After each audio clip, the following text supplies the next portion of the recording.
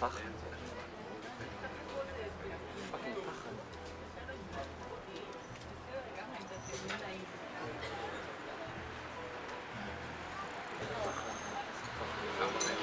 איזה פחד, איזה פחד. זה לא עובר לך, אחי. שב זקוף, מה אם תראה אותך ככה? תראה אותי איך, מתרגש? טבעי. אתה לא נראה מתרגש, ואתה לא נראה טבעי. אתה נראה כמו רומני בפיצוצייה. מה זאת החולצה הזאת בכלל? המסתרת היחידה שנשארה. שיט, באמת? חכה, אני רוצה משהו יותר טוב. אין כלום. אין, הכל בכביסה. גם אם תחפש, זה לא יתייבש בחיים. אולי בחדר של שרגא? אין, נעול. חוזר רק בלילה. יאללה איתך, אחי. חברים, הכל יהיה בסדר. מה ההתרגשות?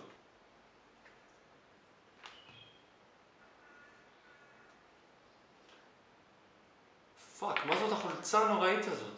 היחידה שהייתה. אין איזה משהו לכבס?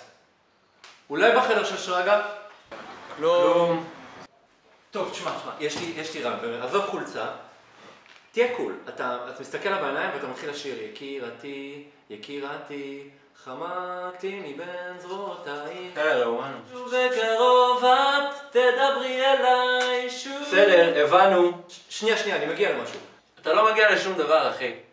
בגלל זה לא הולך לנו בדייטים. יש לי רעיון. אולי נגיד לה שלא מתאים, מילואים, תאונה, סבא מת וזה. יש לי רעיון. אולי במקום לחשוב שאתה בדייט, תחשוב שאתה בארוחת ערב אצל סבתא. יש לי רעיון. אולי נפסיק לקנות קונדומים של לייף? כאילו הולך להשתמש בזה הלילה. תקשיבו לי טוב, שני קוקסינרים. אתה לא תדפוק לי את הדייט הזה, אתה הולך לעבור אותו כמו גדול.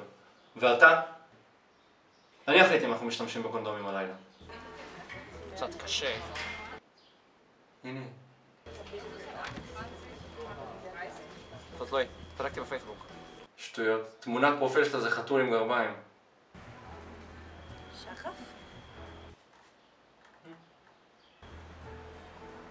אולי זה שחף אחר? טוב, אל תשחק איתי משחקים. מעכשיו אתה פה לבד. לא. דיר ברק.